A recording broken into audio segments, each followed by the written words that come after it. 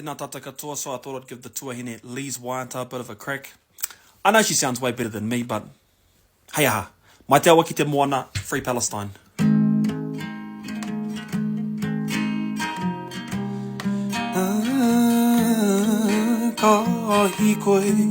Ka hīkoi tātou, mai te whenua ki te moana.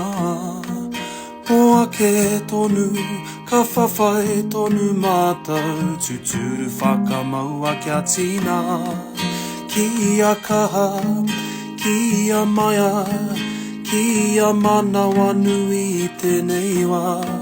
Kaua e pirau, he waka e ke noa, Tūturu whakamaua kia tīna. Tīna. Ka tō te rā, ka rere he rā.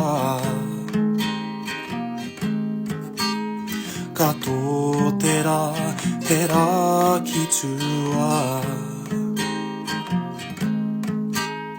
Ka tō te rā, he rā